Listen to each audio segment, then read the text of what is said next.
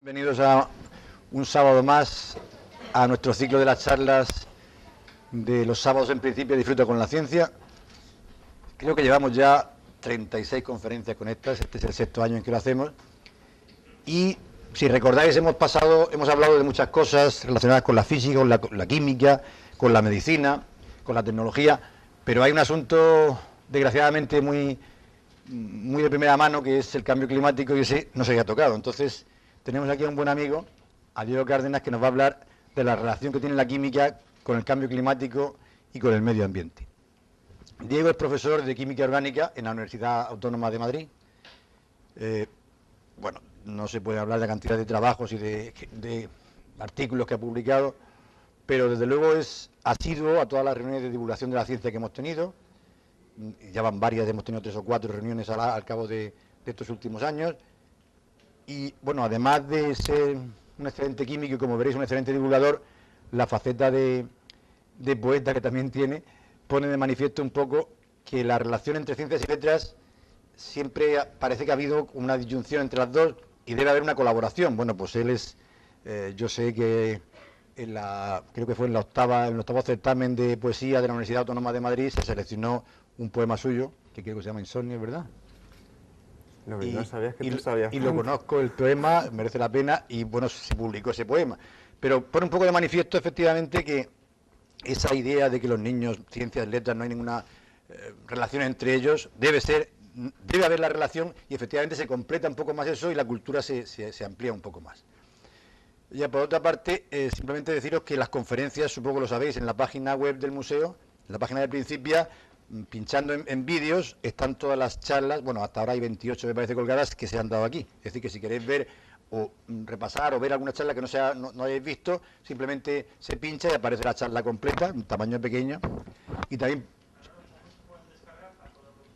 No se pueden descargar, se pueden ver directamente en la pantalla. O sea, tú pinchas en vídeo, seleccionas la película y la ves, pero no se puede descargar.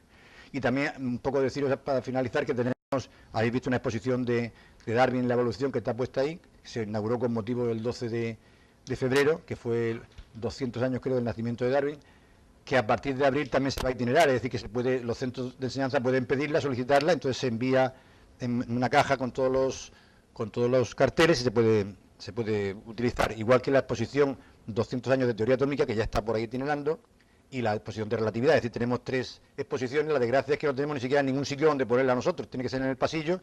Esperemos que dentro de unos años, cuando estemos aquí de nuevo, tengamos un sitio mucho más amplio y podamos hablar de la ampliación del museo. Bueno, sin más, os dejo con Diego Cárdenas y que nos explique sobre todo eso. Muchas gracias. Buenos días a todos y gracias por venir. Y gracias a Manolo por la cantidad de mentiras bonitas que ha dicho de mí. No, estoy encantado. Cuando me dijo, ¿quieres el año que viene dar una charla? Dije, pues sí, claro que sí. Y nada, aquí estoy. A ver si quiero transmitir unas muy pocas ideas sobre química y sobre cambio climático, sobre medio ambiente. Es un tema que nos preocupa a todos, que está muy de moda, que desgraciadamente no va a dejar de estar de moda. Pero bueno, entonces, ¿qué tiene que ver la química con el cambio climático? ¿Es tan malo a la química como nos pintan? ¿Podemos hacer algo? ¿Estamos a tiempo? Pues alguna de esas cuestiones voy a intentar contaros en qué punto estamos y qué podemos hacer. ¿Qué entendemos por química? Lo primero, ¿qué nos sugiere química? No te tomes eso, que lleva química. Eso es una porquería, es un producto químico. Esto es un producto químico, ten cuidado. Bueno, yo soy muchos productos químicos, yo soy cientos de miles de productos químicos. Sin embargo, cuando uno oye química, ¿qué piensa? Pues pienso, un río que se está contaminando, las chimeneas echando humo, eso es de Huelva, del polo industrial de Huelva. Pero nadie piensa en eso, que no todo es tan negativo. La ropa, los plásticos, estamos rodeados, no de química, sino de industria química. O sea, hay 2 aspectos. Confundimos muchos aspectos. Primero, ahora hablaremos de qué es la química, la ciencia. Pero ¿qué es lo que nosotros aprovechamos de la química? ¿Qué es lo que nos da la industria química? Pues mirad alrededor todo. La ropa, el calzado, los perfumes, los cosméticos, la gasolina, las pinturas, los medicamentos, los alimentos se procesan en la industria química, se ponen aditivos, utilizamos reacciones químicas para producir energía. La naturaleza es una sopa de compuestos químicos, de transformaciones químicas. Es decir, todo es química, nosotros somos química. Los bebés son mucha química. Todo es química, todo. Entonces somos cientos de miles de compuestos transformándose unos en otros. Sin embargo, uno dice química y dice, uy, química, eso es química. Oh, pues no es todo tan malo. Entonces parece un contrasentido, es decir, si la química es eso, las chimeneas echando humo, los ríos contaminados, ¿los químicos vamos a arreglar el problema del medio ambiente? Si somos los más marranos del mundo que estamos siempre contaminando. Pues no. Sí que podemos hacer nosotros algo. ¿Y qué tiene que ver la química con el cambio climático? ¿Y qué puede hacer la química por el cambio climático? Vamos a empezar primero, lo que decía, ¿qué es la química? La química es eso que se estudia en la enseñanza secundaria obligatoria. No. La química es una ciencia que estudia las transformaciones de las sustancias, esencialmente. El azúcar es un compuesto. Y los compuestos están formados, muchos de ellos, por moléculas. ¿Qué es una molécula? Yo cojo un terrón de azúcar y lo rompo. Y me sale un terrón más pequeño, lo sigo rompiendo, lo sigo rompiendo. Y tengo un cristalito de azúcar y lo sigo rompiendo. Y sale un cristalito cada vez más pequeño. Cojo una lupa y sigo rompiendo. Y sigo rompiendo el terrón de azúcar y trozos pequeñitos, pequeñitos, pequeñitos. El trozo más pequeño que yo puedo coger y que sigue siendo dulce, sigue siendo blanco, sigue siendo soluble en agua. Eso que me queda, lo más pequeño posible, es una molécula. Es lo más pequeño que tiene las propiedades del compuesto. Eso de ahí es un dibujillo de una molécula de sacarosa, que es el nombre que nosotros le damos al azúcar. Y son átomos, las bolitas se llaman átomos, están unidas, y esos átomos de carbono, de hidrógeno, de oxígeno, unidos de esa manera, forman la molécula de sacarosa. Entonces, si yo cojo azúcar y la disuelvo en agua, para las agujetas, por ejemplo, eso que yo estoy haciendo no es una reacción química, es un cambio físico, porque lo que yo tengo es las moleculillas de sacarosa, esta que pinta aquí gorda, aquí está chiquitita, rodeada de agua. Aquí hay otra rodeada de agua, aquí hay otra rodeada de agua. Si pongo mucho azúcar habrá muchas moléculas de sacarosa rodeadas de agua, si pongo pocas, pues entre una y otra habrá mucha distancia. Pero eso no es un cambio químico, es un cambio físico. Si yo luego evaporo el agua, ¿qué pasa? Dejo el vaso por ahí y vuelvo al día siguiente, ¿y qué pasa? El agua se ha ido y el azúcar está allí. Y sigue siendo blanca, sigue siendo cristalina, sigue siendo dulce. No he hecho ningún cambio químico. La química lo que estudia es los cambios químicos. ¿Cómo transformo yo una sustancia en otra? Por ejemplo, el azufre. Se ve muy bien, pero lo habréis visto por ahí. No sé si sigue con la costumbre esa de poner azufre por las esquinas, para que no se orinen los perros. Lo habéis visto, un polvo amarillo que hay por las esquinas. Ese azufre es un compuesto químico que tiene unas moléculas. Si yo, gracias, separo el azufre, como he dicho antes, y separo y cada vez más pequeñito, lo pulverizo, cojo un granito, luego más pequeño, la porción más pequeñita que sigue siendo amarilla y sigue teniendo las mismas propiedades del azufre, es como una corona, esto que hay aquí. Son 8 átomos de azufre unidos en un círculo. De modo que está uno arriba, uno abajo, uno arriba, uno abajo, uno arriba, uno abajo. Una especie de coronita, de 4 puntas para arriba y 4 para abajo. Y ese compuesto es el que es amarillo. Si yo lo quemo con aire, el aire tiene oxígeno, el oxígeno es una molécula, lo más pequeñito del oxígeno son 2 átomos, están unidos, van siempre juntitos. El ozono son 3 y el oxígeno son 2, por ejemplo. Pues si yo quemo azufre, lo prendo al aire, arde con una llama azul muy bonita y desaparece el trozo de azufre. Al rato no tengo. Y lo que tengo es un compuesto que se llama dióxido de azufre, que es una bolita roja, una amarilla y otra roja, 3 átomos. Y eso que se llama SO2, dióxido de azufre, es un gas. Ya no es amarillo, no tiene las propiedades del oxígeno, no tiene las propiedades del azufre, es otra cosa. Pues la química estudia eso, las transformaciones de las sustancias. Nosotros estamos vivos porque tenemos transformaciones de este tipo, en las que unas moléculas se rompen y se convierten en otras, continuamente. Cientos de miles de millones de moléculas por segundo se están convirtiendo, transformando continuamente. O sea que la química tampoco es tan mala, visto así. Visto así. Entonces, nuestro planeta está vivo. Hay vida en la Tierra, en Marte se empeñan en buscar, se seguirán empeñando. Parece que no hay. Ni en la Luna, ni en ningún otro planeta. Por ahora, de lo que se conoce, hay vida. ¿Qué es lo que distingue a un planeta vivo de un planeta en el que no hay vida? Pues que en un planeta vivo la vida lo que hace es muchas reacciones químicas. Nuestro planeta está vivo porque su composición no se parece a la de otros. Imaginemos que hay un extraterrestre muy lejos, mirando a la Tierra desde lejos, y no nos ve. No nos ve a nosotros, no ve a los elefantes, no ve ningún animal lo más grande posible. No ve nada. Da igual, podrían averiguar perfectamente que en la Tierra hay vida, por la composición química. En los años 60 le preguntaron a un científico, a Lovelock, estaba intentando en la NASA, pensando en naves sofisticadas para mandarlas a Marte, a ver cómo podía encontrar vida, y claro, era muy caro, ¿qué podemos hacer? Le preguntaron a este científico, a James Lovelock, y dijo, muy fácil, vamos a mirar la composición de la atmósfera, que con un aparato que se llama espectrómetro se puede saber. Le dio la composición de la atmósfera, y dices, no hay vida, ya está. Basta con analizar la composición de la atmósfera de la Tierra para saber que este planeta está vivo. Y eso se puede hacer desde muy lejos, sin ver la vida. ¿Por qué? Porque los organismos vivos, en nuestras reacciones químicas, producimos oxígeno, producimos metano, y el oxígeno y el metano, por ejemplo, no pueden estar juntos. El oxígeno está en el aire, el metano es el gas natural, lo que utilizamos para calentarnos, por lo menos en Madrid. Me decía Manolo que aquí en muchas casas no hay calefacción. El gas natural, cuando se quema, bueno, se quema y produce mucha energía.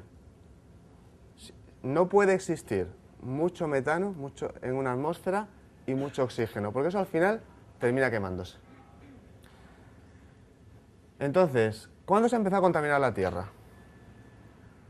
Porque podemos decir, bueno, el hombre contamina la Tierra, la revolución industrial, todo empezó, necesitamos mucha industria, estamos contaminando los ríos, mi padre de pequeño bebía agua del río y yo no puedo porque me muero. O sea, ¿quién ha contaminado? ¿Entre mi padre y yo? ¿Esa generación? Pues depende. Cuando se formó la Tierra, a los pocos millones de años, ya empezó la vida.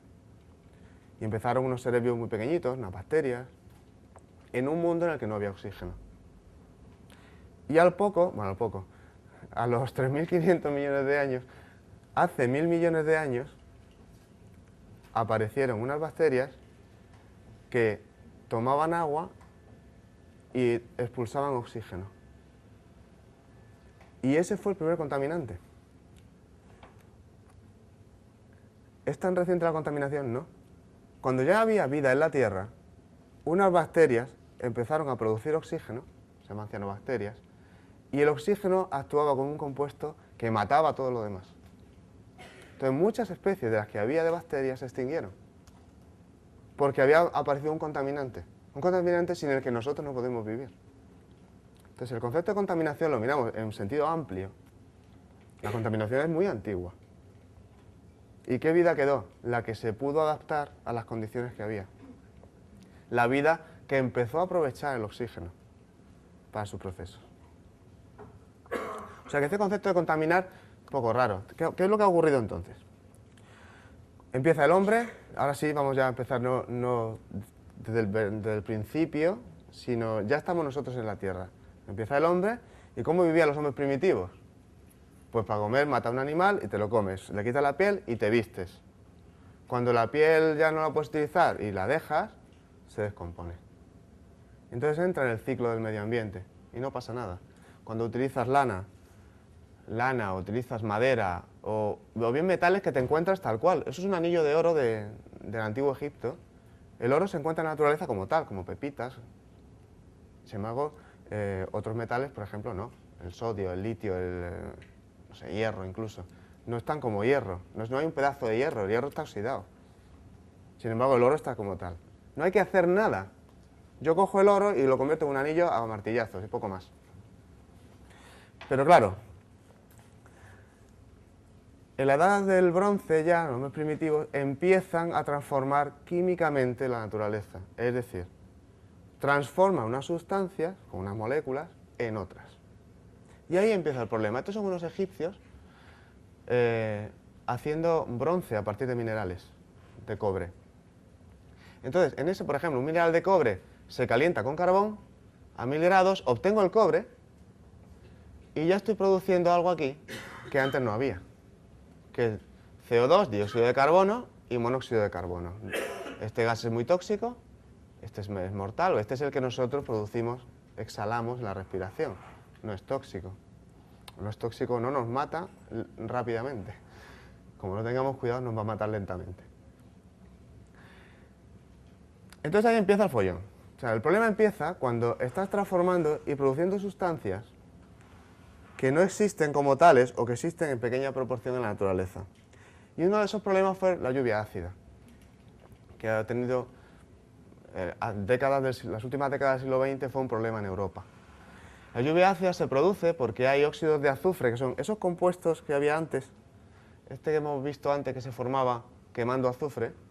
Si luego se quemaba con oxígeno, en lugar de unirse a 2 oxígenos rojos, se une a 3, y eso con el agua de la atmósfera, esto es agua, produce ácido sulfúrico. Entonces en las nubes hay un poquito de ácido, y al llover, pues pasa que los bosques se quedaban como estos, los árboles ahí quemaditos, atacaba. Esto es un bosque de la República Checa en la que los árboles están sin hojas.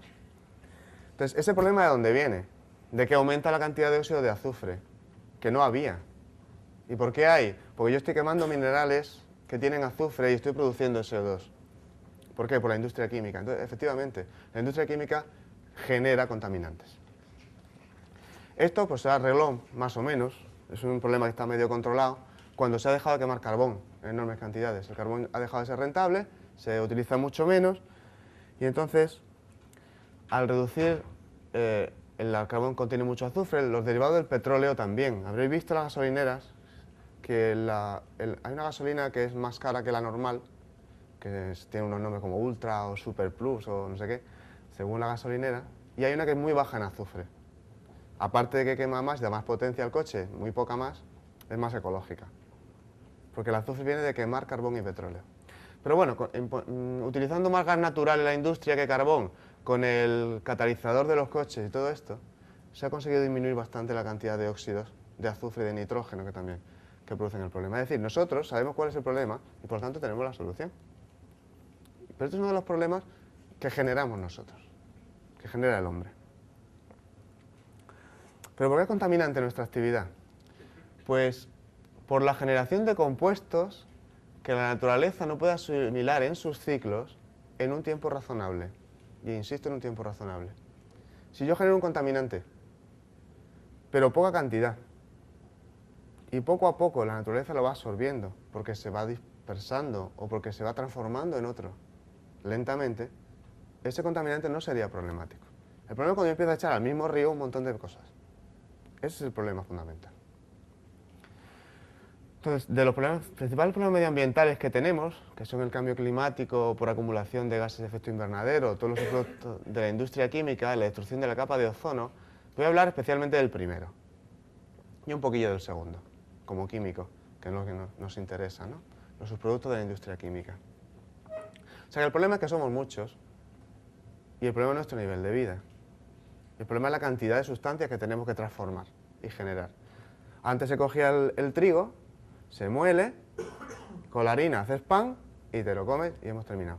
Ahora coges el trigo, lo mueles, le añades un compuesto o azúcar, lo prensas para hacer un copo de no sé qué de maíz, un copo de harina de trigo, un cornflake, me lo enriqueces con hierro. Para el hierro has tenido que quemar un mineral de hierro para sacar el hierro. Preparas vitaminas en un laboratorio para echárselas, las vitaminas te requieren utilizar disolventes orgánicos, un montón de productos. Entonces, eso que realmente lo necesitamos, porque si no, no tendríamos alimento para todos también, nuestra forma de vida es esencialmente contaminante. ¿Podemos volver atrás? Yo creo que no. Lo que hay que hacer es producir lo que necesitamos de un modo sostenible. Y eso lo veremos al final. Esa es la idea. Es de ilusos decir, vámonos todos a la cueva y a comer pan. No se puede. Eso es imposible, es impensable. Si todos viviéramos, todos los chinos, indios, todos los países en vía de desarrollo, adquirieran hoy el mismo nivel de vida que nosotros, el mismo nivel de consumo, harían falta varios planetas, varias tierras para mantenerlo. Por lo tanto, vamos fatal. O sea, hay una situación que no puede ser.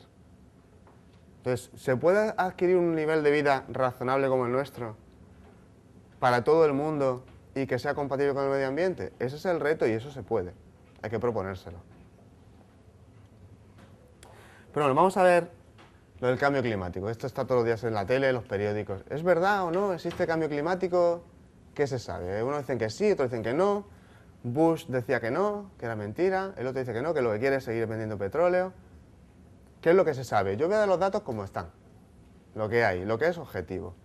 Esta es la temperatura de la Tierra desde 1860, que se empezó a medir bien con termómetros, hasta el año 2000 y poco. Y si miramos la curva, claramente va hacia arriba. De modo que la diferencia de temperatura media en los últimos 150 años ha subido casi 1 grado, 0,8 grados. O sea, ¿se está calentando la media de la Tierra? Sí. No se puede negar, está medido. Pero si uno mira el régimen de lluvia, cuánto llueve en cada sitio, a lo largo del último siglo, desde 1900 a 2000, resulta que en estos sitios que están los puntitos verdes o azules, llueve cada vez más, sistemáticamente. No es que este año ha llovido mucho, fíjate, no, el siguiente, el otro, de media, llueve cada vez más. Y en estos sitios llueve cada vez menos, de los puntos amarillos y rojos. Por lo tanto, la tendencia existe, ¿vale? Eso existe. En esa escala de tiempo, llueve mucho más en unos sitios, mucho menos en otros, y la temperatura va subiendo. No se puede negar. El nivel del mar está variando. Esto es más difícil de medir. Pero sí que hay sitios en los que estos puntitos amarillos de ahí, por ejemplo, está variando, aumentando el nivel del mar mucho. Y en otros sitios, al contrario. En unos sitios sube mucho, pero porque está hundiendo la Tierra. Es un problema geológico. Es muy difícil. Esto es un dato un poco más complicado de ver. Sí que se sabe que si el hielo de aquí, del sur, del polo sur de la Antártida, se derrite, el nivel del mar aumenta. Por narices, pues es todo agua. Y esa agua no es agua del mar, es agua que está encima de un continente. ¿Vale? Si el polo norte se está fundiendo prácticamente este verano, probablemente, o dentro de poco, este verano ya casi, el siguiente o el otro, los barcos podrán atravesar el polo norte, cosa que no se ha podido durante milenios. Bueno, no pasa nada, el nivel del mar no sube, porque es el mar que está congelado que se derrite, da igual. Comprobadlo con cubitos de hielo en un vaso. Poned un vaso con hielo, agua, hasta el límite. Lo dejáis, cuando se derrite no rebosa. Sigue igual. Pero si añadís agua nueva, sí. El hielo en Groenlandia se está yendo a chorros, es verdad. Se está derritiendo enormemente, una cantidad de hielo enorme. Eso es otra prueba, sin medir la temperatura, de que la temperatura media sube, lógicamente. Se está perdiendo hasta 60 centímetros anuales en algunas zonas. 60 centímetros es un paquete de hielo así. Es mucho hielo que se está perdiendo realmente. Claro, si esto es un gráfico que indica cómo son los continentes ahora, la línea verde, y esto gordo de aquí es cómo estaban, que eran más grandes en la última edad de hielo, como en la peli, la edad de hielo, que está todo congelado. Si está todo congelado es porque esa nieve que ha caído tiene que venir de algún lado, viene del agua del mar, entonces el mar está más bajito. Entonces hay una diferencia de 150 metros de altura en el nivel del mar, desde la última vez que hubo una edad de hielo, porque edades de hielo ha habido cuatro glaciaciones profundas. Entonces, si nosotros miramos la temperatura media, pero no de los últimos 150 años, sino de los últimos 450.000 años, se observa eso de ahí, ahora lo explico. ¿Cómo sabemos que hace 450.000 años hacía 20 grados, o 21 o 22? Pues eso se hace extrayendo trozos de hielo de la Antártida y de Groenlandia, se perfora muy profundamente. La Antártida es un continente blanco, todo lleno de nieve, pero nieva poquísimo. La cantidad de nieve que cae anualmente en la Antártida es muy baja, muy baja. El problema es que nunca se derrite, porque hace tanto frío que nunca se derrite. Entonces, capitas sucesivas, a lo largo de años, se van acumulando. Y si yo saco un tubo, o sea, me introduzco un tubo y saco una columna de hielo, la parte de abajo a lo mejor cayó hace miles de años. Si yo estudio la composición de las capas de hielo, puedo saber la temperatura que hacía. Se sabe. Si se hace eso, se ve que la temperatura nunca ha sido estable. O sea, de aquí a aquí hay una diferencia de 8 grados, desde aquí hasta aquí. Es decir, un año hace de media 20, y miles de años después la media es 12. O sea, la temperatura fluctúa bastante. Entonces, cada edad de hielo es cada uno de estos valles. Aquí hace mucho frío, aquí hace mucho frío, aquí hace mucho frío, aquí también. Y eso se sabe que pasó. Ha habido 4 glaciaciones. Y en estas, cuando había mucho hielo, toda el agua del mar disminuía. Y luego aumentaba, y luego disminuía, y luego aumentaba. Lo alucinante es que en esa misma columna de hielo yo puedo analizar la cantidad de un gas que había en la atmósfera en aquella época. Y ese gas es este de aquí, el CO2. El CO2 es una moleculilla que tiene un átomo de oxígeno, uno de carbono, uno de oxígeno y están en fila. O sea, los 3. Eso es el CO2. Bueno, pues no se ve aquí muy bien, pero esta, veis como una línea roja y azul, ¿no? Y aquí hay otra línea, por donde va ahora el puntero, que es verde, que va por aquí, por aquí, por aquí, por aquí, que va casi siguiendo a las otras. Esa línea verde es la cantidad de este gas, de CO2, que había en cada época. Y resulta que la cantidad de CO2 cuadra perfectamente con la temperatura media. Es decir, que si hace mucho frío, hay poco CO2. Si hace menos frío, hay más CO2.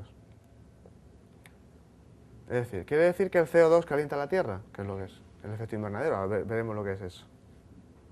Pues sí y no. Y luego lo explico. Ahora lo explico.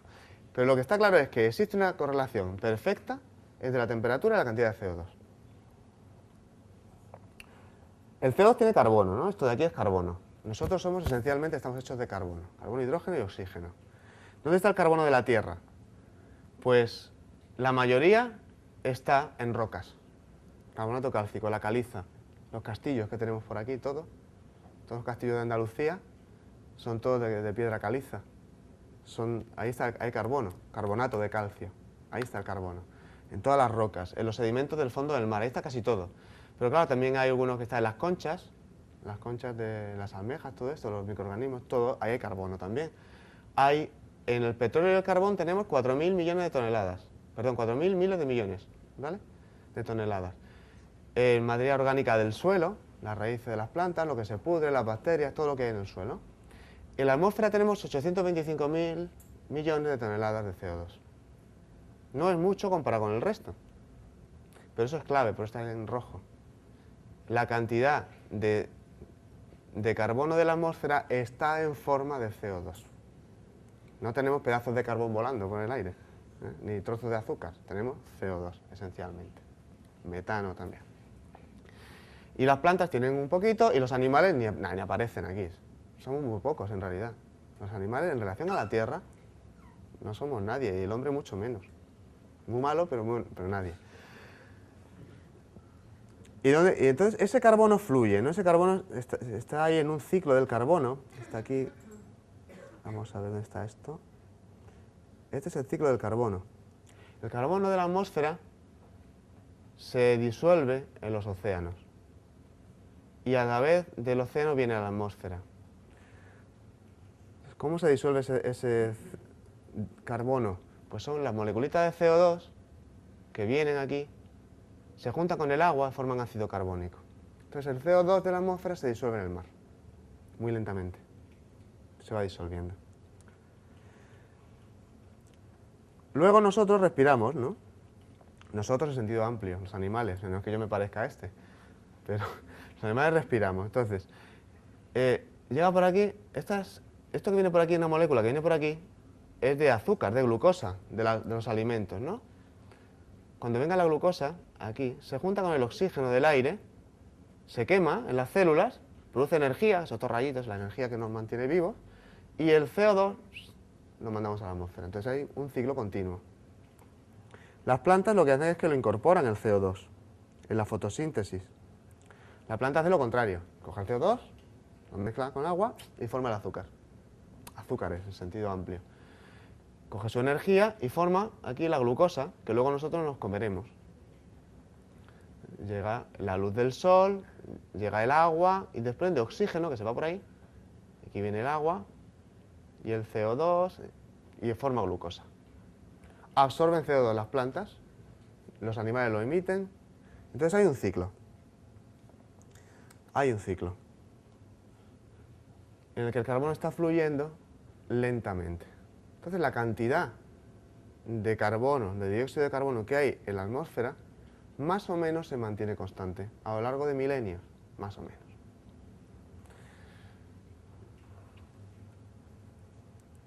Entonces ese ciclo del carbono, que es muy estable, que ha sido estable durante muchísimo tiempo, es otra gráfica del mismo ciclo del carbono, ¿no? Las plantas absorben el dióxido de carbono, los animales se lo comen, se disuelve en los mares, y entonces aparece el problema, la fábrica. Porque las fábricas utilizan petróleo y carbón. Y el petróleo y el carbón son esencialmente carbono, que está ahí atrapado dentro de la Tierra, que lleva millones de años atrapado dentro de la Tierra, ha formado parte del ciclo y está allí quieto. Y lo que hacemos nosotros al quemarlo es liberar enormes cantidades de dióxido de carbono a la atmósfera. Entonces, este ciclo que funcionaba tan bien, en el que la misma cantidad que se producía, más o menos, se absorbía, lo rompemos. Metemos una fuente de generación de dióxido de carbono. Entonces, la cantidad de dióxido de carbono ha subido un montón en los últimos años. Ha pasado de 200 ppm, más o menos, a unas 380 que hay ahora, y se prevé que llegue en un siglo a 500 y pico. O sea, vamos a multiplicar por 2 el número en 200 años. Es mucho. Entonces, ese CO2 produce efecto invernadero. ¿Qué es eso del efecto invernadero? Este es nuestro planeta, llega la radiación del Sol, parte se absorbe, se calienta el mar, se calienta la Tierra, no vas a la playa por la mañana que viene y luego a mediodía no puedes andar por la arena de lo caliente que se ha puesto. Pero parte, porque la ha absorbido el calor. Pero luego, parte de esa energía, o mejor dicho, parte se absorbe, pero parte se refleja, que es esta flechita de aquí. Se refleja la energía, y esta ventanita la ampliamos aquí, y entonces la energía reflejada llega al CO2, bueno, a los gases de efecto invernadero. Le mandaré un email al que ha hecho esto, que está en internet, porque el CO2 no es así, están los tres en fila, no es un triangulillo de átomos, ¿eh? Esto no es riguroso, pero bueno, nos vale. Llega la energía y las moléculas se ponen rojitas, ¿no? Cuando lo absorben, aquí se pone como roja, si os fijáis, y emiten rayitos que son la energía. Bueno, el efecto invernadero consiste en eso. La energía que se refleja en la Tierra, en lugar de salir al espacio, se queda en el aire. Y el aire se calienta, que es lo que pasa con un invernadero. En un invernadero hay cristales o plásticos, aquí hay atmósfera. Y la atmósfera está cada vez más caliente.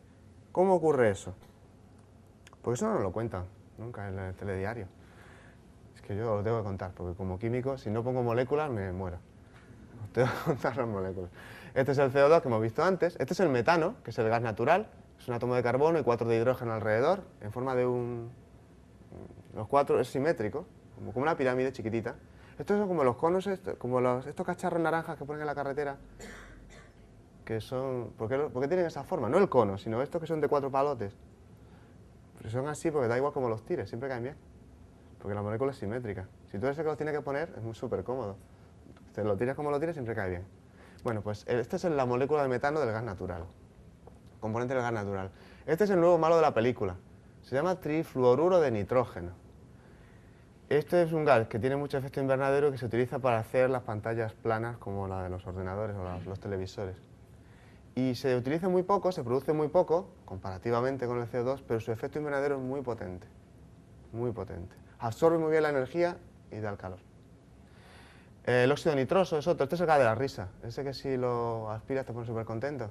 Que es el que lleva la nata montada. La nata del Sprite de las fresas con nata, el gas que lleva la nata es este, porque no se disuelve la grasa, entonces no te lo tomas realmente. Sirve solo para impulsar el... Si alguno se quiere colocar de risa con lo de la nata, antes le da un empacho, o sea que no. Y luego los clorofluorocarbonos, que son los del efecto invernadero. Perdón, los que destruyen la capa de ozono. Estos, bueno, también tienen efecto invernadero, pero ya no se emiten, afortunadamente. Bueno, pero ¿cómo es el efecto invernadero? ¿Eso qué consiste? Las moléculas, ahí tenéis dos, el CO2, 3 moleculillas, y de metano, del gas natural, no están quietas. Las moléculas están continuamente moviéndose, chocando, girando, y lo que es más, están vibrando. Las moléculas vibran, siempre, están todo el tiempo vibrando, eso de diferentes maneras.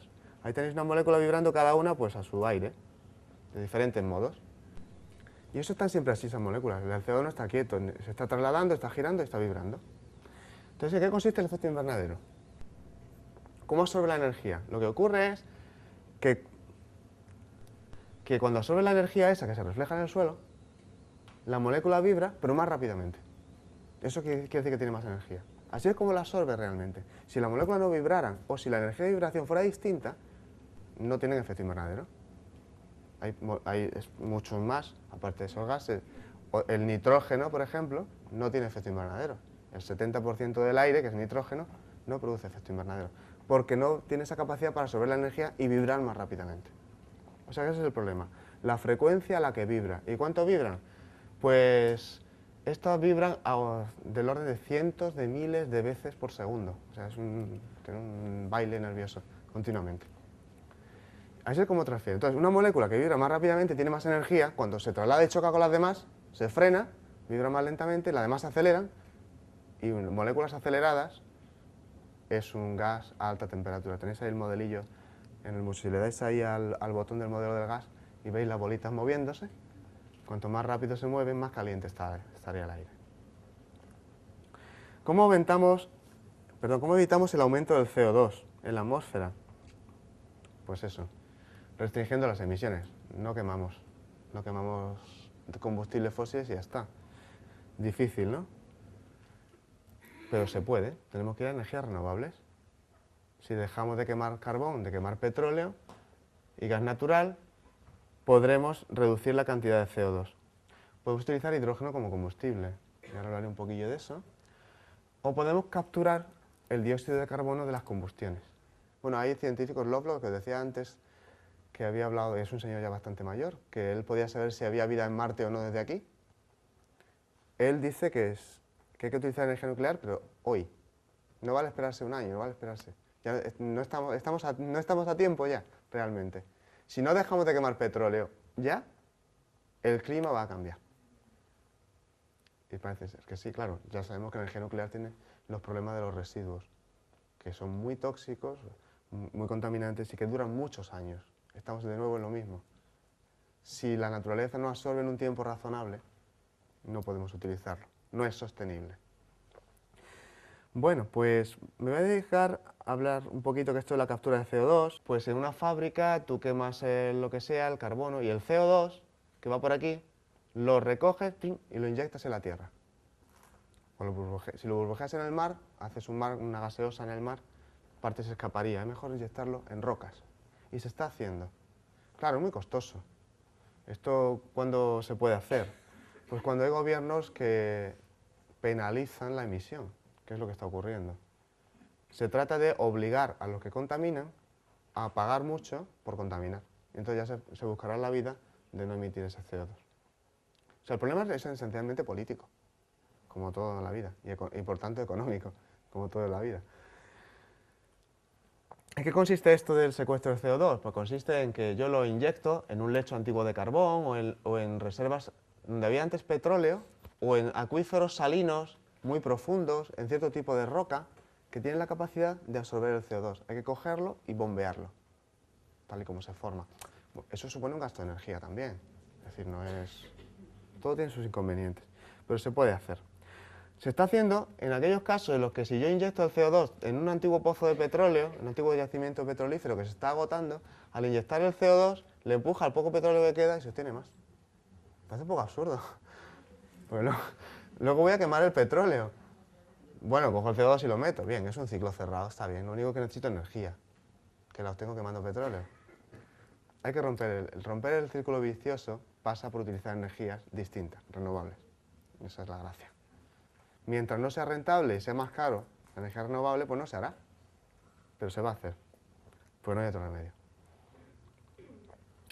Entonces, este es un proyecto real que hay en Canadá, en el que hay 9 pozos de petróleo y en medio hay un pozo de inyección de CO2.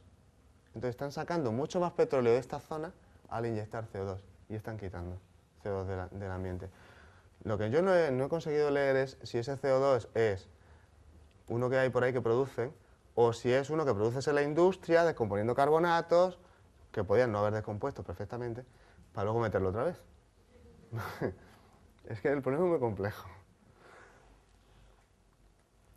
Y esto es muy interesante. Esto sí es un ejemplo de lo que hay que hacer, de la voluntad política. Esto en Sleipner, en el Mar del Norte, aquí, en medio entre Gran Bretaña y Noruega, y pertenece a Noruega, es un yacimiento de gas natural. El gas natural tiene muchas ventajas porque tiene muy poco azufre en relación al carbón y al petróleo. Sin embargo, tiene el inconveniente de que sigue produciendo efecto invernadero, mucho CO2. Es más limpio, pero sigue produciendo efecto invernadero.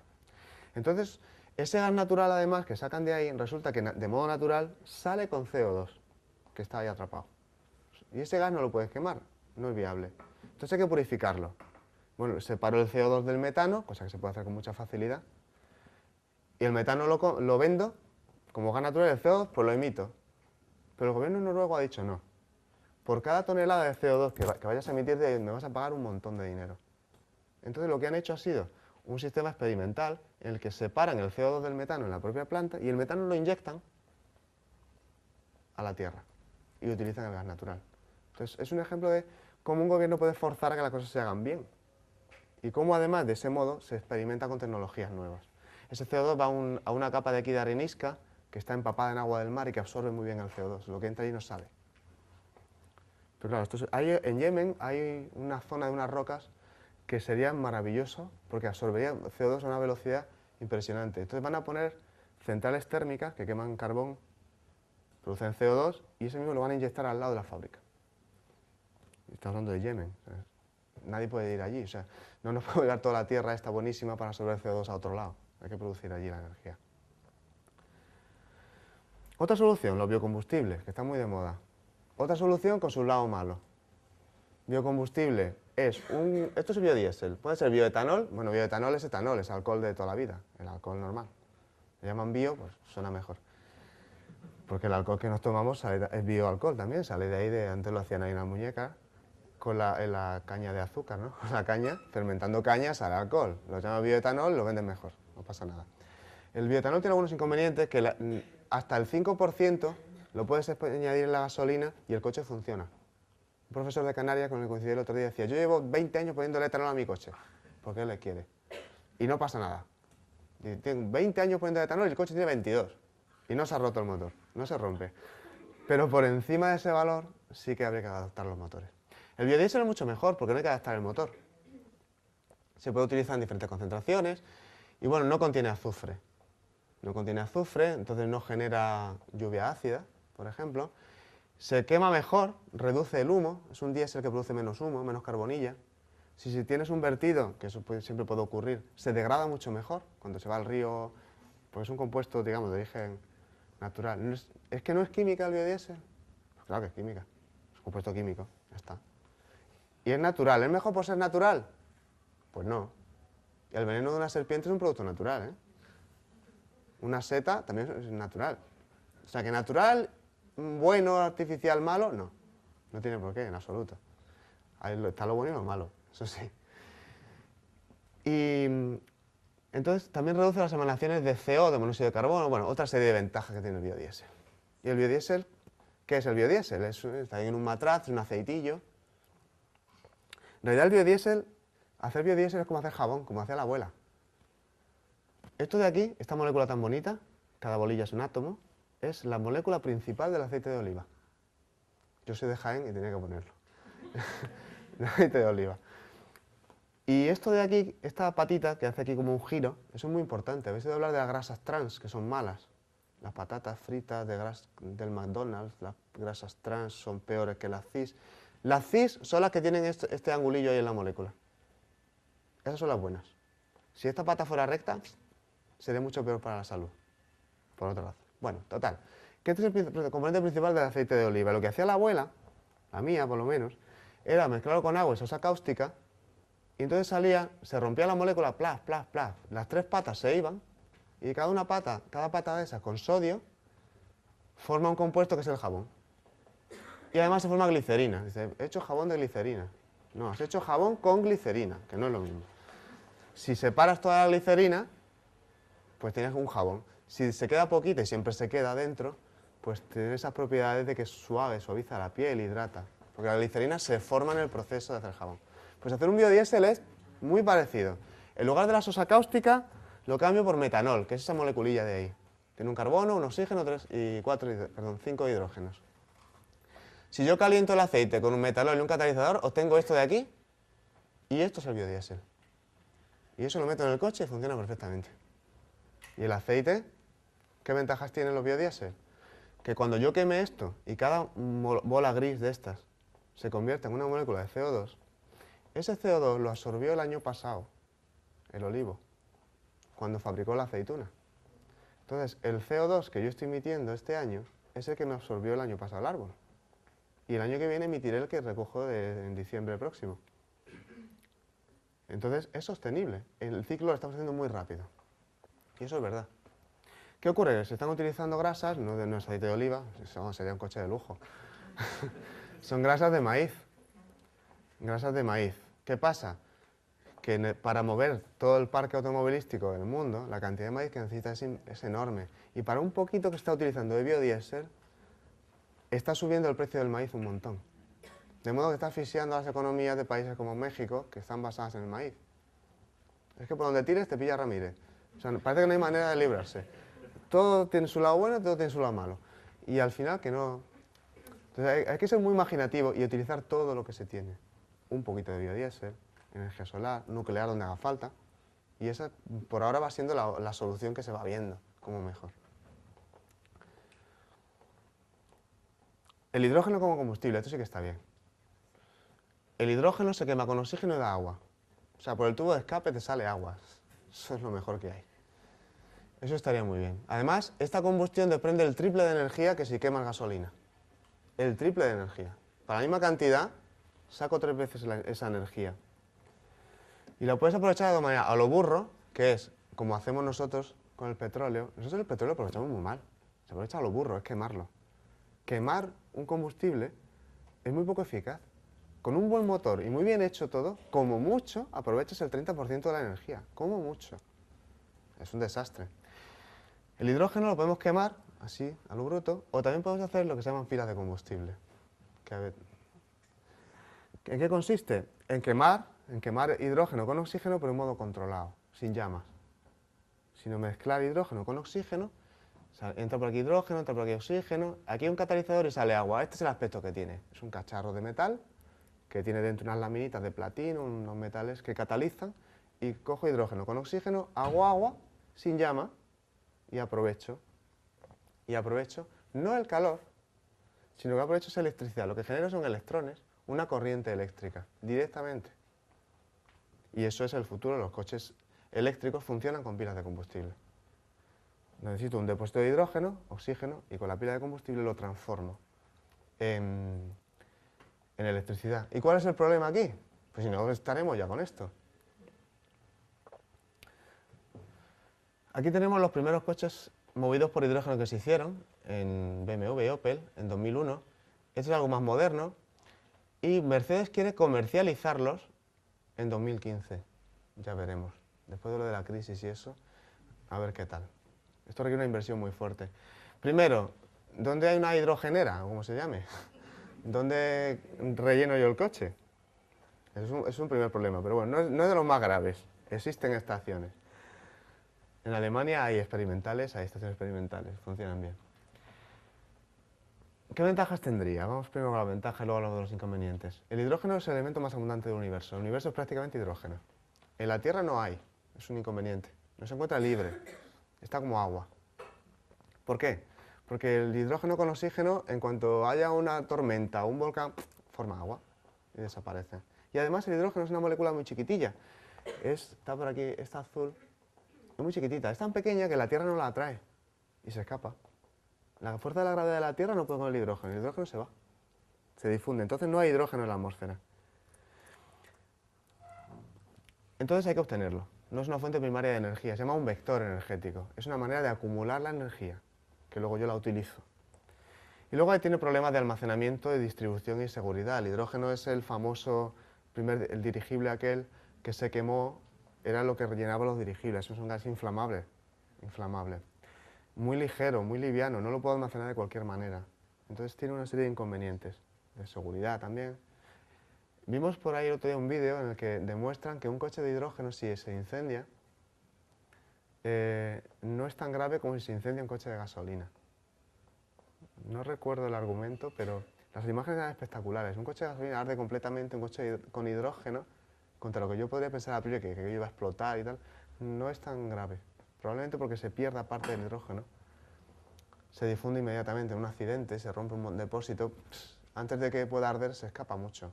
Entonces se puede controlar. Son inconvenientes, pues si nos dijeran que cada día, que cada año en España mueren 3.000 personas por un invento nuevo, diríamos no, no lo queremos. Y es el coche, ¿no? O sea que riesgos habría, pero se podrían asumir. Entonces, el hidrógeno es seguro porque solo produce, desde el punto de vista medioambiental y sanitario, porque solo produce agua cuando se transforma. Y si se obtiene a partir de energías renovables, su producción constituye un ciclo limpio. Cojo agua, obtengo hidrógeno, quemo el hidrógeno y vuelvo al agua. Y ya está. Y ahí saco energía. Ahí falla algo. Si saco energía, me la meto. Sí o sí. Yo no puedo sacar energía de la nada. ¿No? Es el primer principio de la termodinámica. No se puede sacar energía. La energía no se crea ni se destruye, solo se transforma. Si yo obtengo energía, es que he metido por algún lado. Eso no hay otra. Bueno, ¿cómo producimos el hidrógeno? El 95% del hidrógeno actual, que se utiliza ahora, procede de los combustibles fósiles. Mira tú qué bien. Por ejemplo, quiero tener hidrógeno, cojo gas natural, metano, lo mezclo con agua, un catalizador, y estos 6 átomos de hidrógeno que están aquí puestos, 4 aquí y 2 aquí, se ponen de esta manera. 3 moléculas, 2 cada uno. Ya tengo hidrógeno. Monóxido de carbono, esto mata. No pasa nada, porque la industria somos muy finos y dice, vamos a coger otro catalizador, le pongo más agua, lo quemo y saco más hidrógeno. Toma, lo llevo también. Toma más. Vaya, hombre. CO2. O sea, estoy haciendo lo mismo. No estoy haciendo lo mismo, pero el carbono del metano termina en CO2. Por lo tanto, este modo de hacer hidrógeno no nos resuelve el problema. ¿Qué es lo que pone aquí? No tiene ventaja desde el punto de vista medioambiental. ¿De dónde lo sacamos? ¿Dónde vamos a sacar? El otro día leí una entrevista a un científico que decía, si un extraterrestre viniera y le dijéramos que tenemos un problema de energía, diría, pues te echa al lado, si tenéis una estrella ahí al lado, ¿qué problema de energía vais a tener? Es la fuente primaria de energía, esa es la que hay que utilizar. Entonces, ¿cuál es el ciclo ideal? ¿Cuál sería el ciclo ideal? Que con la energía del sol yo lo rompo, lo que se llama fotoelectrolisis, emito el oxígeno y me quedo con el hidrógeno. Almaceno, lo quemo y formo agua. Entonces, esta energía que yo obtengo en este paso de quemar el hidrógeno en mi pila de combustible, esa energía que yo obtengo, ¿antes quién me la ha dado? El sol. No la misma, un poquito más. Siempre me tienen que dar más para que yo saque menos. Es el segundo principio de la termodinámica. Una forma de formularlo. Lo que pasa es que hay gente muy lista, entre ellos Michael Grätzel, es un científico que trabaja en Suiza, de origen alemán, que ha conseguido la fotólisis del agua. Son unos compuestos, unos óxidos de titanio, wolframio, de hierro, que si yo los meto en un tanque de agua, y tenéis, son 2 laminillas, es una pecerita estrecha de agua, y le metes aquí los compuestos estos, lo pones al sol y el agua empieza a descomponerse en oxígeno y hidrógeno. Es impresionante. O sea, esto lo he visto y es impresionante. Lo he visto en películas y en fotos, no lo he visto in situ. Ha cubierto el gimnasio de la universidad, con paneles de estos los han cubierto, para producir electricidad. Problema, que esto sigue siendo muy caro. Nada más, es el único problema, es económico. Grätzel ha calculado, por ejemplo, que es toda la energía que necesitamos en España, bueno, lo ha calculado para el mundo, yo lo he hecho para España. Toda la energía que necesitamos en España con un cuadradito de 40 kilómetros por 120 kilómetros. Bueno, es un buen cuadradito de espacio. Cubierto de este compuesto tendríamos toda la energía que se consume en España. No podríamos. Una planta solo de ese tipo. Entonces se está investigando. Y la solución es esta. Es la fotólisis del agua, o sea, ruptura por la luz del agua. Cuando esto sea más rentable, es la solución. Problema que los compuestos que hay aquí se degradan, hay que prepararlos, son complicados, hacerlos también es contaminante, pero se conseguirán algún día y eso probablemente sea la solución. A mí me gusta esta más que la de la fusión nuclear, esta que también quieren hacer, ese sol en miniatura, eso tiene un montón de problemas tecnológicos. Esto se parece más a lo que cabría esperar visto desde el punto de vista de un extraterrestre. Si tenéis un sol, ¿para qué vais a hacer otro? ¿No? Aprovechar la luz que llega, no hay que hacer fusión. Otra solución es aprovechar las bacterias. Hay bacterias que producen hidrógeno, pero esto sí que está en fase muy experimental, muy inicial. La cantidad de cultivos de bacterias que tendrías que tener para producir ahí hidrógeno, pero bueno, se está también trabajando en ese sentido. Y el almacenamiento es el problema que yo decía, un coche de hidrógeno necesita un depósito de hidrógeno, ¿no? El gas puede ir como gas comprimido, pero entonces cabe muy poco, se te acaba enseguida, hay que licuarlo. Si lo haces líquido, ocupa mucho menos volumen y cabe un montón más. En ese caso las paredes ya tienen que ser especiales y sobre todo necesitas como un 30% de la energía que produce, luego la consumes en licuarlo. Entonces no es tan eficaz.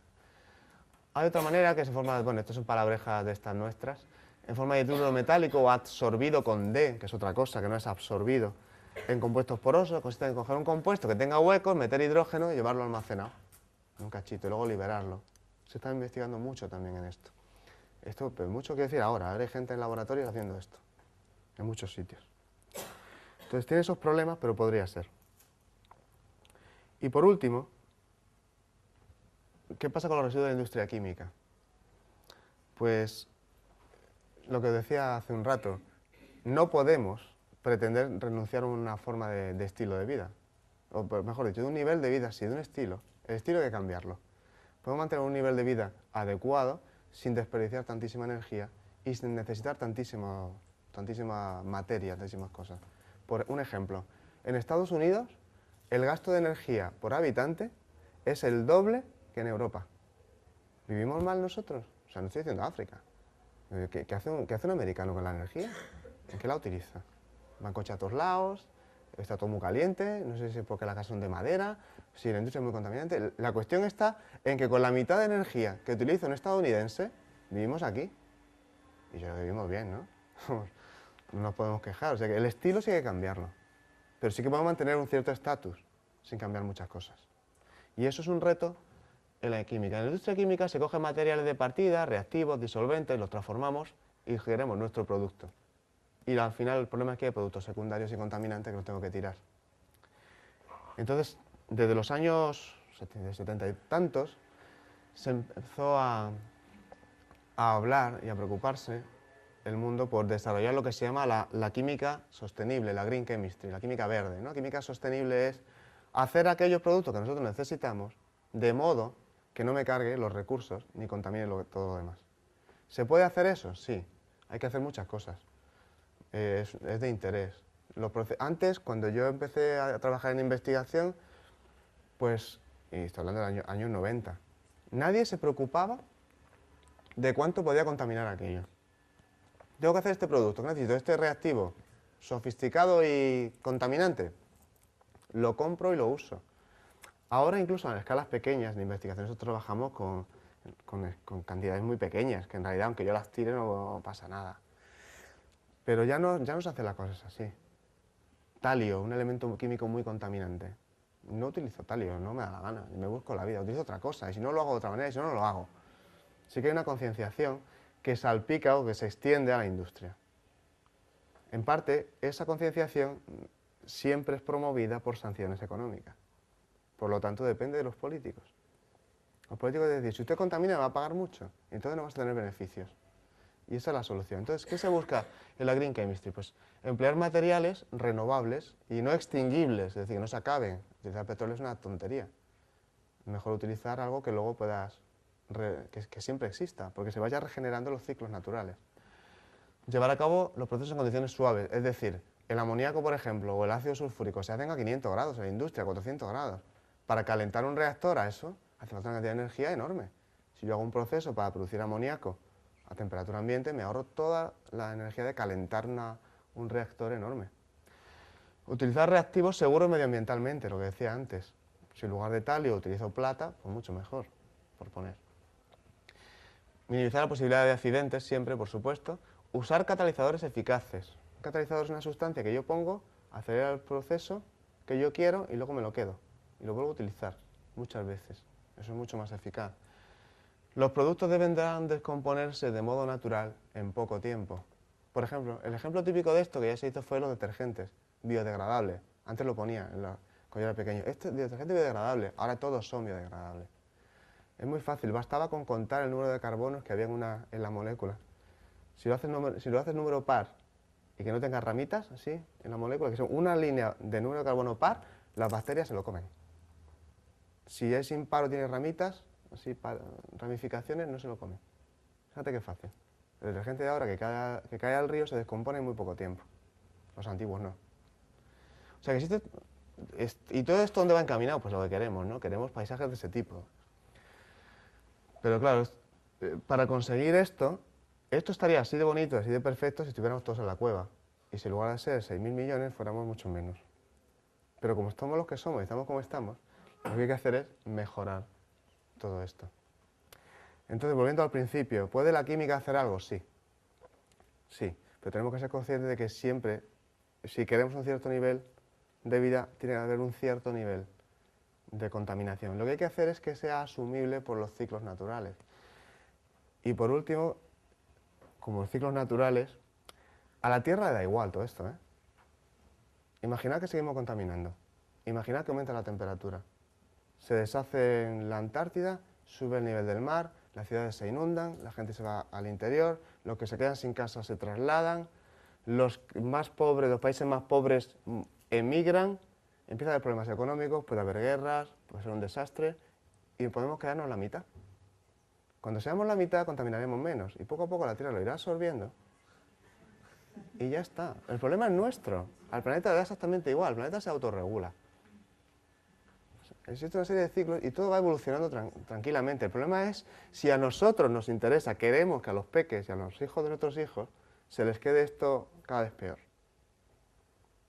Pero realmente a nivel global, al mundo y a largo plazo, de un estado se pasará a otro. ¿Estará contaminado? Sí. ¿Morirán unas especies? Sí. Se quedarán otras. Nosotros estamos a punto de extinguirnos, evolutivamente hablando. El canal del parto, donde sale el bebé, es tan estrecho que si no hubiera medicina, muchos niños morirían. Entonces, la especie humana y la ballena y otras más están en el límite evolutivo. Estamos ya a punto de extinguirnos a escalas geológicas, ¿no? A miles de años. O sea que el problema visto así, pues bueno, es menor. Pero claro, si lo que queremos es dejar un planeta como nosotros no lo queremos ver, pues sí que nos tenemos que preocupar. Y nada más, muchísimas gracias. Si tenéis alguna pregunta...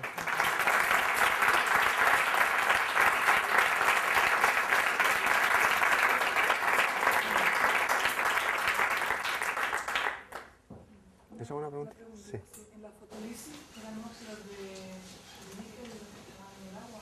Ah, no, hay de varios. Hay de wolframio, de titanio y de indio y estaño. ¿Y ellos cómo intervienen con catalizadores o simplemente los pasan en una rueda? Eso es. O sea, el proceso es el siguiente. Tú tienes un compuesto capaz de absorber la luz. Ese compuesto, los electrones de ese compuesto adquieren energía. Oxidan el agua. Un electrón del agua se va de ahí. Entonces hay otro electrodo y con un electrolito con agua formas el hidrógeno. Y en el otro electrodo es como una electrolisis al revés, en el que la energía viene dada por la excitación de los electrones de un electrodo. Entonces para eso hay que controlar. Hay que controlar, primero, que sea capaz de absorber la radiación que nos llega. Si absorbe en el infrarrojo o en el ultravioleta nos da un poco igual. Queremos que absorba luz visible. Segundo, que la altura, la energía que adquiere ese electrón sea suficiente para romper el agua. Y luego separar los dos circuitos. Es un poco complicado. Son como dos semirreacciones, sabes de qué va la película. Son dos semirreacciones separadas, impulsadas por el... No, son compuestos insolubles, no están disueltos, no. Eso es. Lo que pasa es que es muy puñetero, esto es muy complicado, porque depende del tamaño de grano que tenga, que el agua sea accesible, tiene lo que se llaman los potenciales de unión líquida, hay que controlar mil factores, es muy trabajoso. El concepto se sabe, hay compuestos que lo hacen, el reto es que lo hagan muy bien. Esa es la gracia, que el rendimiento sea muy alto. ¿Hay alguna recomendación en casera que tú nos puedas entregar, ya que estamos acá en centro de ciencia y apoyando la parte ecológica. Por ejemplo, yo vengo de Chile y allá estamos desarrollando muy bien la parte de ir a comprar al supermercado con bolsas de papel, que apoyo importante por la cantidad de polietileno o polipropileno que es contaminante. Entonces, quizás inculcando ciertas cosas. No, eso por supuesto, eso es esencial. Que lo que cada uno de nosotros pueda hacer es básico, es básico. Yo me pongo enfermo con las bolsitas de la farmacia. Yo no entiendo de las bolsitas de la farmacia, esa es la que no cabe nada. Que coges la caja de aspirina, te la metes en una bolsita y te la metes en el bolsillo y dices, ¿para qué es la bolsa? Si las aspirinas van muy bien en el bolsillo, sin bolsa. Sí, eso hay que hacerlo así. Utilizar, por ejemplo, papel, que es mejor. Bueno, hay una señora que la vi hace poco en televisión, no, en el periódico, no recuerdo. Lo ha hecho una señora y sus amigos. Han desarrollado bolsas basadas en patata, que es biodegradable, en lugar de papel. Ni que hay que matar al árbol, tú plantas la patata. Luego vendría que si llenas todo el campo de patata no puedes plantar otra cosa. El problema es muy gordo porque somos muchos. Pero si con pequeñas acciones y diversificando, esa es la idea, sí que se puede llegar a que todo sea sostenible. Pero también a veces se comete el error del coche, dejarlo mucho rato funcionando, porque dicen que con eso el motor va a funcionar de mejor forma y hay un tema ahí que también... Sí, pero también hay otro problema, que si utilizas la batería muchas veces también se consume antes la batería que producirla, y hacer una batería es muy contaminante. Estudiar todo el problema globalmente, todos los factores. Hay una cosa que no he querido no la he querido mencionar porque por falta ahí de tiempo, pero que es muy importante. El coche de hidrógeno, bueno, está implícito. El coche de hidrógeno es eficaz si yo el hidrógeno lo genero de fuentes renovables. El coche eléctrico, que está muy de moda, ¿no? Un coche eléctrico nos quitaría el humo de la ciudad de, ¡oh, qué bien! Oh, lleva unas baterías estupendas, fenomenal, bien. Pero ¿qué pasa? El coche eléctrico te quita el humo en la ciudad, pero la batería hay que cargarla con electricidad. ¿Y dónde hago la electricidad?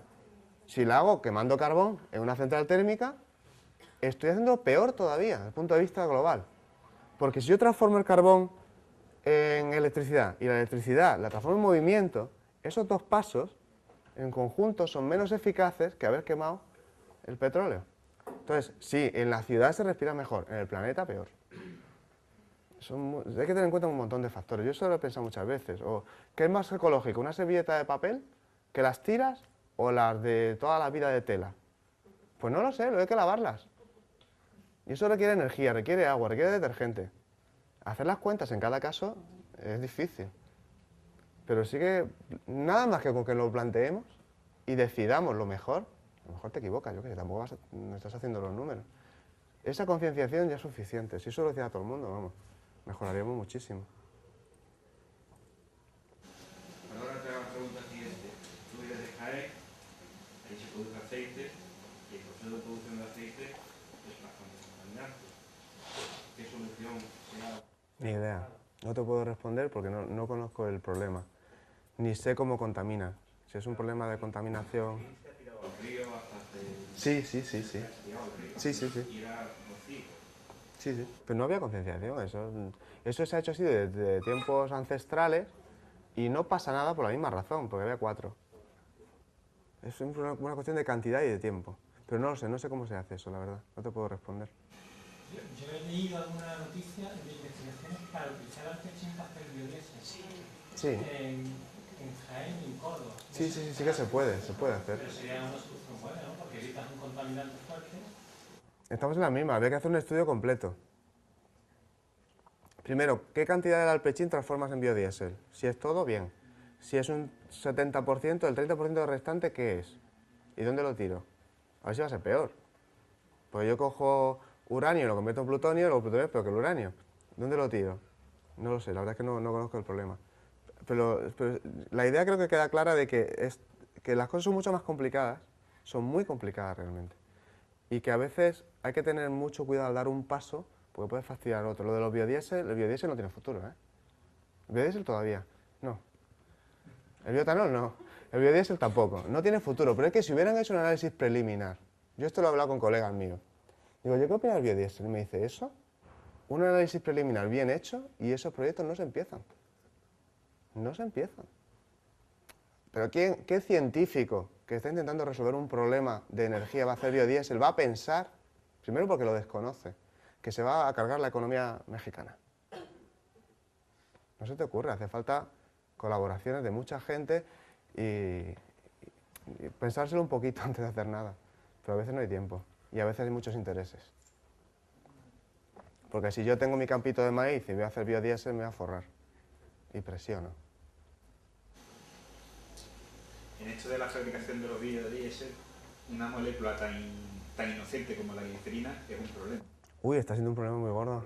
Existe ahora hay un problema, sí, la FEI que tiene, la Asociación de Químicas, de Industrias Químicas, tiene entre sus prioridades favorecer a aquellos proyectos que intenten hacer algo con el excedente de glicerina que está habiendo. Ya lo hubo la leche desnatada con la mantequilla. ¿Qué hacemos con la mantequilla? Le quitamos la nata a la leche y ahora ¿qué hacemos con toda la nata, con toda la grasa de la leche? Sí. La biomasa tiene esas ventajas. Si yo pudiera aprovechar del maíz, en lugar de aprovechar el aceite de maíz prensando, podría utilizar las hojas, lo que se queda, esa es la solución. Pero somos tan brutos todavía que lo único que sabemos hacer con la biomasa es quemarla, que es el proceso menos eficaz. Sí. Las pilas, ¿cómo contaminan? Y después, no sé, el proceso de reciclado que hacen con ellas. De las pilas normales de... Sí. El reciclado no sé cómo va, pero el problema de las pilas es que tienen metales que son muy contaminantes para los acuíferos y para los suelos. Cadmio, mercurio, son metales muy contaminantes, muy tóxicos para la vida, digamos. Y entonces, supongo que la solución es simplemente romperlas, separar los metales y luego fundirlos y reutilizarlos. O al menos, que es otra solución, confinarlos. Si yo tiro una pila, se termina oxidando y al final contamina el suelo, pero yo las pongo todas en un sitio, un poco como los residuos nucleares. También en algunos casos se hace, depende de la rentabilidad, una vez más. Si hay alguna pregunta más, ha llegado el momento de darme ahí con la entrada y la orden del rodillo. Muchas gracias. Muchísimas gracias. Muchas gracias.